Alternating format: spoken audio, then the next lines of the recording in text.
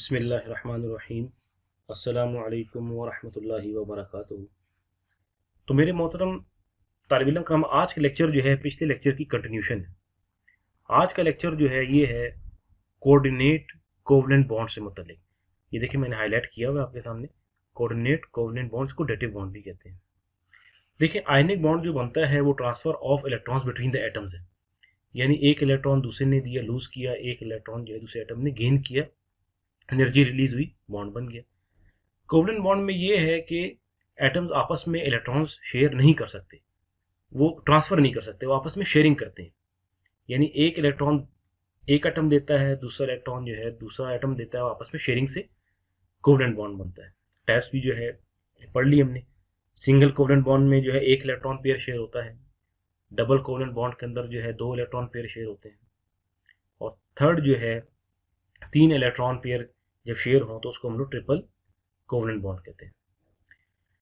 तो इसके बरक्स जो कोऑर्डिनेट कोवलेंट बॉन्ड है इसके अंदर भी शेयरिंग से ही आपके पास जो है एटम जो मॉलिक्यूल बनता है, लेकिन इसमें जो दोनों इलेक्ट्रॉन हैं ये एक ही एटम, सेम एटम जो है शेयर करते हैं। इसकी अच्छी मिसाल ये है आपके सामने बोरॉन फ्लोराइड और एमोनिया की, कि देखिए एमोनिया के पास एक लोन पेयर होता है, ये इसका रिएक्शन है कि बी के पास जो है कोई इलेक्ट्रॉन भी नहीं है शेयरिंग के लिए। तो एमोनिया यहां से आता है अपना जो है दो इलेक्ट्रॉन्स, अपने जो है दो इलेक्ट्रॉन्स या लोन पेयर जो है वो बी एफ को ट्रांसफर करते हैं। इस तरह जो है रिएक्ट करके जो है ये आपके पास एक मॉलिक्यूल बन जाता है। ये जो येलो से मैंने शो किया हुआ है आपके साथ हाईलाइट किया एरो, ये एरो जो है कोऑर्डिनेट कोवलेंट बॉन्ड को जो है शो करता है। इससे हमें पता चलता है कि किस एटम ने जो है अपने लोन पेयर या इलेक्ट्रॉन शेयर किए हैं किस एटम के साथ। यानी एरो का मतलब ये कि नाइट्रोजन ने बोरॉन को दिया हुआ है। ये देखें जी, coordinate covalent bond is usually denoted by an arrow. ये एरो से जो है ये शो होते हैं, देखिए एरो से। Arrow sign indicates direction of donation of electrons. ये डायरेक्शन बताता है किस जो है एटम ने जो है आप दूसरे जो एटम को इलेक्ट्रॉन दिए। अब ये हाइड्रोनियम आयन को आप देख लें कि इसमें ये जो है आपके पास वाटर मॉलिक्यूल है, ये जो है आपके पास वाटर एटम है, वाटर का मॉलिक्यूल है। और जो है इनके जो ऑक्सीजन के पास दो लोन पेयर हैं, एक के साथ जो है हाइड्रोजन के साथ बॉन्ड हुआ है, एक इलेक्ट्रॉन जो है दूसरे हाइड्रोजन के साथ बॉन्ड हुआ है, तो दो लोन पेयर है। तो ऑक्सीजन अपना एक लोन पेयर जो है ये हाइड्रोजन को दे के, ये देखें जी ये हाइड्रोजन किसने दे दिया, एरो का मतलब ये कि ऑक्सीजन ने अपना लोन पेयर हाइड्रोजन को दिया और हाइड्रोनियम आयन बन गया।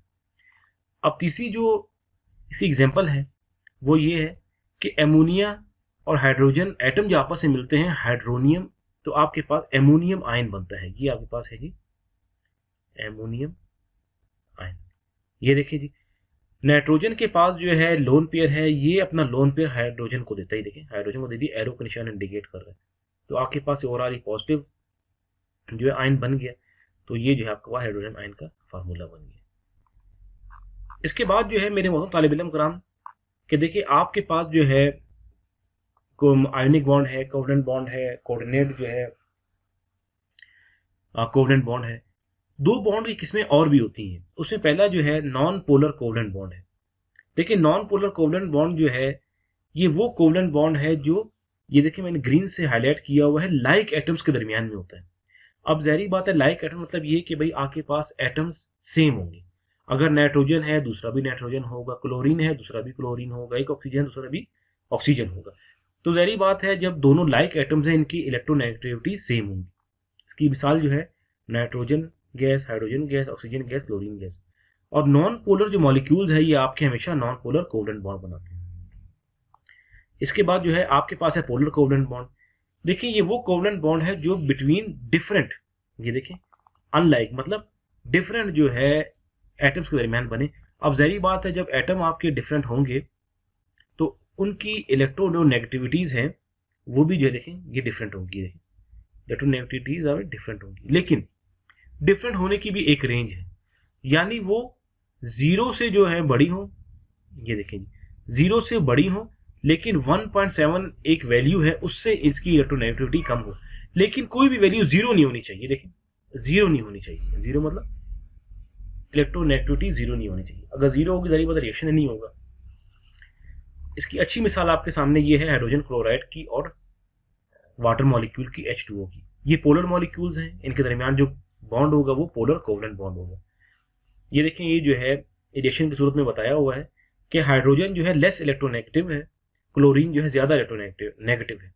तो क्लोरीन जो है ये इलेक्ट्रॉन को अपनी तरफ खींचने की कोशिश करेगा, तो ये पॉजिटिवली चार्ज हो जाएगी हाइड्रोजन, और क्लोरीन जो है क्लोराइड है नेगेटिवली चार्ज हो जाएगी। इसके बाद जो है हमारे पास जो है सबसे अहम है, मैंने आपको पहले बताया था, मेटालिक बॉन्ड्स। नाम से जाहिर है कि जो मेटालिक बॉन्ड है ये मेटल्स के दरमियान में होता है। मेटालिक बॉन्ड पढ़ने से पहले जो है हम कोशिश करते हैं, चले हम जो पहले थोड़ा बहुत स्टडी कर लें मेटल्स के जो है प्रॉपर्टीज को। देखें, मेटल जो है इलेक्ट्रिसिटी के जो है, ये देखिए मैंने येलो से इंडिकेट किया हुआ है, गुड कंडक्टर ऑफ इलेक्ट्रिसिटी होते हैं, गुड कंडक्टर ऑफ हीट होते हैं। मेटल कैन बी मोल्डेड, यानी इनको आप कोई भी शेप दे सकते हैं। वायर्स बनानी, वायर्स बना ले, शीट बना सकते हैं, यानी हीट दे के आप इन्हें कोई भी शेप दे सकते हैं। इनके अंदर आयंस नहीं होते, इनके अंदर जो कंडक्शन होती है वो इलेक्ट्रॉन्स के जरिए से होती है। इनका मेल्टिंग पॉइंट बहुत ज़्यादा हाई होता है, और इनकी जो सरफेस होती है लस्ट्रस यानी शाइनी होती है, यानी इनकी जो सरफेस है वो शाइनी होती है। इसका मतलब है शाइनी। ये इसलिए होता है कि इसके अंदर इलेक्ट्रॉन्स की कसरत होती है, यानी बहुत ज़्यादा इलेक्ट्रॉन्स जो है इनको सराउंड किया होता है, तो इसलिए जो है सी ऑफ इलेक्ट्रॉन्स होता है, जिसकी वजह से इनकी जो ट्रांजिशन ऑफ इलेक्ट्रॉन्स की वजह से इनकी जो अपीयरेंस है, जो इनकी लुक है वो शाइनी होती है। अच्छा, अब मेटालिक बॉन्ड क्या होते हैं, चलिए इसके बारे में पढ़ते हैं। ये देखें जी, एक जो है रफ एस्टिमेट है, साइंसदानों में जो है एक्सपेरिमेंट करके जो है इस चीज़ को बताया कि आखिर जो है मेटल्स के अंदर ना तो कोई आयनिक बॉन्ड है ना कोवलेंट बॉन्ड है, आखिर इनके अंदर जो भी बॉन्डिंग होती है वो होती तो इलेक्ट्रॉन्स की वजह से, तो इसलिए इन्होंने इसका नाम मेटालिक बॉन्ड दे दिया। अच्छा, स्ट्रक्चरल डिटर्मिनेशन टेक्निक से, यानी एक बात जो है इन्होंने टेक्निक से जो है एक जो है उसका मतलब जो मेटल की जो है उसका स्ट्रक्चर क्या, साख्त कैसी होती है, उससे एक बात ये पता चली कि मेटल के अंदर ज़ाहिर बात है बहुत ज़्यादा एटम्स होंगे। हर एटम को उसके साथ जो है, हर एटम को उसके साथ 8 या 12 एडजेसेंट एटम्स ने घेरा सराउंड किया होता है। दूसरे एटम के साथ भी ऐसा होता है कि उसके साथ जो एटम्स होते हैं 8 या 12 ने इसको सराउंड किया होता है। यानी मेटल जो है आपस में बनते हैं, हर एक एटम के इर्द गिर्द 8 या 12 एडजेसेंट एटम्स होते हैं, और इनके दरमियान जो बॉन्डिंग होती है ये होती है due to delocalised valence electrons. Delocalised मतलब ये है, यानी वो इलेक्ट्रॉन्स होते हैं जो अपने न्यूक्लियस के पास नहीं रहते, ये घूमते फिरते रहते हैं, कभी किसी न्यूक्लियस पास, कभी किसी न्यूक्लियस के पास। यानी देखें, ज़ाहिर बात है बहुत ज़्यादा एटम्स होते हैं, हर एक जो है मॉलिक्यूल के अंदर ज़्यादा एटम्स होते हैं, तो न्यूक्लियस एक नहीं होगी, न्यूक्लियस बहुत ज़्यादा होंगी।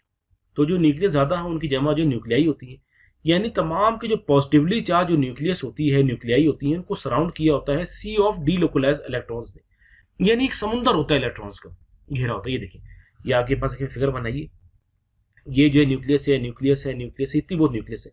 ये इनको जो ग्रीन, जो पिंक के अंदर जो मैंने इंडिकेट किया, ये देखिए इलेक्ट्रॉन्स है, ये सारे इलेक्ट्रॉन्स ने इनको जो है घेरा हुआ है, यानी इनकी इर्द गिर्द जो है बहुत ज़्यादा डी लोकलाइज्ड इलेक्ट्रॉन्स हैं जो आपस में बॉन्ड बना के जो है मेटालिक बॉन्ड बनाते हैं। ये हो गया आपके पास। इसके साथ साथ फिर जो है हमारे पास जो है एक होता है नेचर ऑफ बॉन्डिंग। देखिए, नेचर ऑफ बॉन्डिंग आपको पता चलेगी। नेचर ऑफ बॉन्डिंग क्या है, सिंपल है, आयनिक बॉन्ड है, कोवलेंट बॉन्ड है, कोऑर्डिनेट कोवलेंट बॉन्ड है, triple bond, single bond, double bond, non polar bond, polar bond, ये जो है तमाम नेचर है बॉन्डिंग की। अच्छा, अब जितने भी बॉन्डिंग्स होती हैं, जितनी भी नेचर्स होती हैं, इनका इफेक्ट होता है केमिकल प्रॉपर्टीज़ पर और फिजिकल प्रॉपर्टीज़ का, यानी इनका जो है उनकी खसूसियात पर फ़र्क होता है कि केमिकली क्या फ़र्क होगा, फिजिकली क्या फ़र्क होगा। और जितने भी आपके कंपाउंड्स हैं, कंपाउंड्स वो हैं जो केमिकल रिएक्शन के नतीजे में बनते हैं, ये बाज़ दफ़ा हम इसे क्लासीफाई करते हैं या बाज़ दफ़ा हम इनकी जो है क्लास बनाते हैं केमिकल बॉन्डिंग के नेचर में, केमिकल बॉन्डिंग के हिसाब से। यानी कि ये आपके पास कंपाउंड है, ये आपके पास आयनिक होगा, ये आपके पास कंपाउंड है, ये आपके पास कोवलेंट है, ये कंपाउंड है, ये आपके पास कोऑर्डिनेट कोवलेंट है। यानी बॉन्डिंग डिफाइन करती है कि कंपाउंड के अंदर कौन सी, उनकी नेचर क्या है, उनको कैसे क्लासीफाई आपने करना है। अब ये देखिए, ये इतनी बहुत प्रॉपर्टीज़ हैं, जिसमें फिजिकल भी हैं, केमिकल भी हैं। देखें, मेल्टिंग पॉइंट आपका हो गया, boiling point, density, colour, surface tension, viscosity, solubility, bond energy, vapour pressure, latest energy, refractive index, ये सारी की सारी मुतासिर होती हैं, असरअंदाज होती हैं, इफ़ेक्ट होती हैं नेचर ऑफ बॉन्डिंग की वजह से। अब ये जो है मैंने एक टेबल बनाया है, ये आपको शो करेंगी कि किन किन कंपाउंड्स की क्या क्या प्रॉपर्टीज़ होती हैं। ये देखें, आयनिक कंपाउंड्स, कोवलेंट बॉन्ड, या मैं लिखना था यहाँ पर कोवलेंट कंपाउंड, ये बॉन्ड नहीं है, इसका मतलब है कोवलेंट कंपाउंड। सबसे पहले आ जाए आयनिक बॉन्ड की तरफ। आयनिक बॉन्ड के अंदर जो है स्ट्रांग बॉन्ड होता है, सबसे स्ट्रांग बॉन्ड होता है, मैंने पहले बता दिया आपको। तो ज़ाहिर बात है स्ट्रांग बॉन्ड होगा तो ये चीज़ हार्ड और सॉलिड फॉर्म में होगी। आयनिक कंपाउंड आपके पास हार्ड और सॉलिड होते हैं। इनका melting point, MP stands for melting point, बहुत ज़्यादा हाई होता है। Boiling point, BP stands for boiling point, high होता है। Conduct electricity in molten state, solid की फॉर्म में इलेक्ट्रिसिटी कंडक्ट नहीं करते। मोल्टन स्टेट के अंदर, जब लिक्विड स्टेट में होते हैं या इनके जो गर्म करके जो है इनको लिक्विड फॉर्म में बनाते हैं, तो ये इलेक्ट्रिसिटी कंडक्ट करते हैं। जनरली ये पोलर होते हैं और ये सॉल्युबल होते हैं पोलर सॉल्वेंट्स के अंदर, जैसे कि पानी के अंदर देखें NaCl आसानी से हल हो जाता है। ये बहुत ज़्यादा रिएक्टिव होते हैं, इनका रिएक्शन बहुत ज़्यादा फास्ट होता है। इसके बिलमुकाबिल जो कोवलेंट कंपाउंड्स है, इनका मेल्टिंग पॉइंट भी लो होता है, बॉइलिंग पॉइंट भी लो होता है। ये अक्सर गैसेज होती हैं, कोई और वजूहात की बुनियाद, मतलब कोई अदर फैक्टर्स होते हैं जिसकी वजह से ये गैसेज में नहीं रहती, लेकिन ज़्यादातर ये गैसेज में होती हैं। ये इलेक्ट्रिसिटी कंडक्ट नहीं करती। लेकिन जब हम इसको आयोनाइज करते हैं, मतलब आयोनाइज मतलब ये जिसके आयंस बनाते हैं, आयंस तब बनते हैं जब इनमें या कोई एसिड या बेस डाल दें, तो ये इलेक्ट्रिसिटी जो है कंडक्ट कर सकते हैं, वरना नहीं करते। Non polar compounds mostly gases होती हैं, इनकी मेल्टिंग पॉइंट भी लो है, बॉइलिंग पॉइंट भी लो है, और इलेक्ट्रिसिटी कंडक्ट नहीं करते। Polar compound high boiling point होता है, हाई मेल्टिंग पॉइंट है इनका, और कंडक्ट इलेक्ट्रिसिटी, ये इलेक्ट्रिसिटी जो है ये कंडक्ट करते हैं। तो मेरे मोहतरम तालिब इल्म कराम, ये था आज का लेक्चर। तो मैं उम्मीद करता हूँ आपको जो है बहुत अच्छे तरीके से जो है समझ आ गया होगा। तो इसके साथ साथ जो है आज का एक आखिरी टॉपिक है, उसकी तरफ हम लोग चलते हैं। उस टॉपिक का नाम है इंटर मॉलिक्यूलर फोर्सेस, यानी मॉलिक्यूल्स। देखिए, ये इंटर एटॉमिक नहीं है, ये है इंटर मॉलिक्यूलर फोर्सेस, यानी मॉलिक्यूल्स के दरमियान जो फोर्सेस होती हैं वो कैसे क्या होती हैं। अच्छा, जो इंटरमॉलिक्यूलर फोर्सेस होती हैं ये फोर्सेस ऑफ अट्रैक्शन होती हैं, यानी दूसरे को जो है ये अपनी तरफ खींचती हैं। फोर्सेस ऑफ अट्रैक्शन होती हैं। इसका असर ये होता है, they bring molecules closure,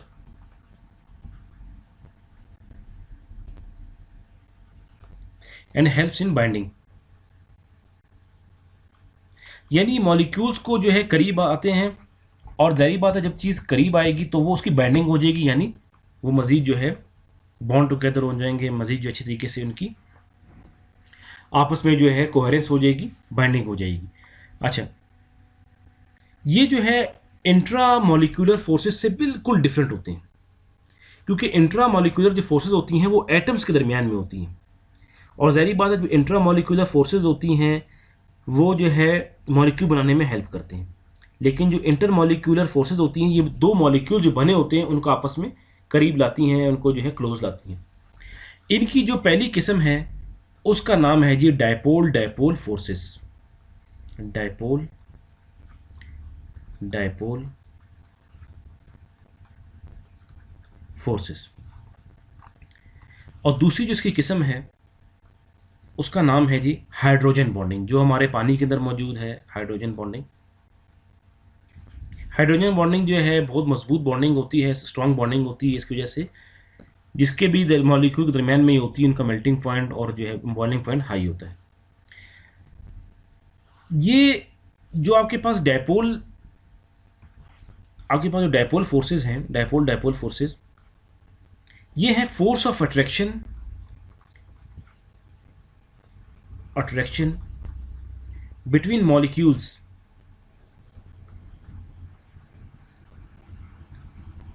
having dipole.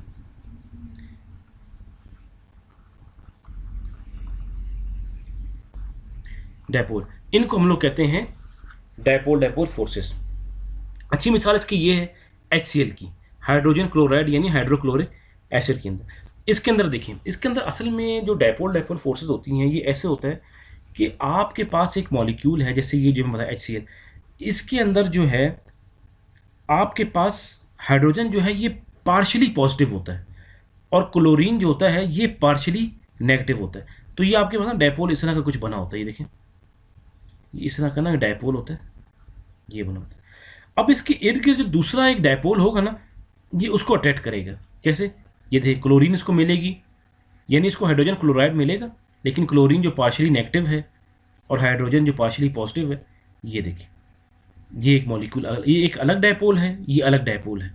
तो ये दोनों जो आपस में अट्रैक्ट हो रहे हैं ना, इस डॉट में शो किया है अट्रैक्शन को, ये कहलाएगी आपकी dipole dipole force of attraction. तो ये हो गया। अच्छा, अब आ जाए हाइड्रोजन बॉन्डिंग की तरफ। ये देखिए हाइड्रोजन बॉन्डिंग की तरफ। हाइड्रोजन बॉन्डिंग जो है तब बनती है जब आपके पास हाइड्रोजन किसी भी हाईली इलेक्ट्रोनेगेटिव एलिमेंट जैसे का ऑक्सीजन या फ्लोरीन से आपस में जो अट्रैक्शन होती है, ये कहलाती है आपकी hydrogen bonding. The molecules where hydrogen is bonded to a highly electronegative elements like O2 और F2 results in a highly polar molecule. जब हाइड्रोजन किसी ज़्यादा इलेक्ट्रोनेगेटिव एटम से जो है रिएक्शन करती है या उसे मिली होती है, तो ये जो है बहुत हाईली पोलर मॉलिक्यूल बनाती है। ये देखिए, आपको लिख के बता दूं कि hydrogen is when bonded to highly electronegative element, जैसा कि आपके पास है ऑक्सीजन जो पानी केस में, और हाइड्रोजन फ्लोराइड यानी फ्लोरिक एसिड। तो इनसे जब बनेगी ना, तो इनका जो मॉलिक्यूल बनेगा वो बनेगा हाईली पोलर मॉलिक्यूल बनेगा। ये देखें जी, जब हाइड्रोजन बनाती है। अब जो है in such molecules dipole dipole interaction between the H of one molecule and O2 of second molecule is relatively much stronger. इसमें फिर ऐसा होगा जो अट्रैक्शन होगी कि देखिए आपके पास एक डायपोल है और जो है एक दूसरा डायपोल है। अब जहरी बात है, हाइड्रोजन जो है वो ऑलरेडी बॉन्ड हुई हुई है हाईली इलेक्ट्रोनेगेटिव एटम से। अब इसे कोई और मॉलिक्यूल मिलेगा, ये उनके साथ जो है बहुत ज़्यादा स्ट्रॉन्ग तरीके से, देखें इनके जो फोर्स ऑफ अट्रैक्शन होगी, force of attraction is much stronger.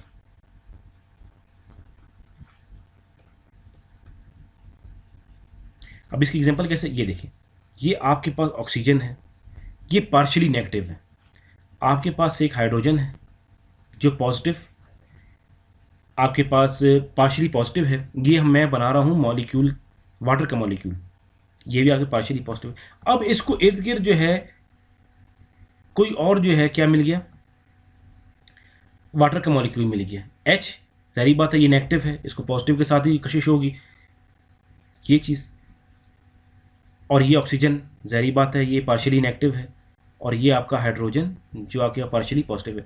अब ये जो है ना, ये जो फोर्स ऑफ अट्रैक्शन होगी ये मच स्ट्रॉन्गर होगी, बहुत ज़्यादा ताकतवर होगी। इसका नाम है जी आपका हाइड्रोजन बॉन्डिंग।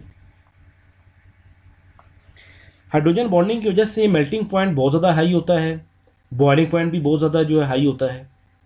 जैसे पानी को आप देख लें, पानी का बॉइलिंग पॉइंट है 100 डिग्री सी, इसकी बिलमुकाबिल जो H2S है, मतलब हाइड्रोजन सल्फाइड है, जो आपके पास H2S गैस है, उसके अंदर बॉन्डिंग जो है बहुत कमज़ोर होती है, उसका मेल्टिंग पॉइंट भी, बॉइलिंग पॉइंट भी बहुत कम है 60।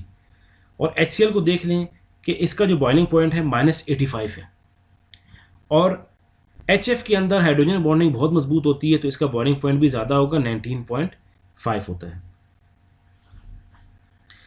तो बाकी जो है ये जो स्ट्रेंथ होती है हाइड्रोजन बॉन्डिंग की, ये physical property such as boiling point, melting point पर जो है बहुत असरअंदाज होती हैं। तो मेरे मोहतरम तालिब इल्म कराम, ये इसके साथ ही जो है हमारा चैप्टर नंबर जो 4 जो है इसका अख्तिताम होता है।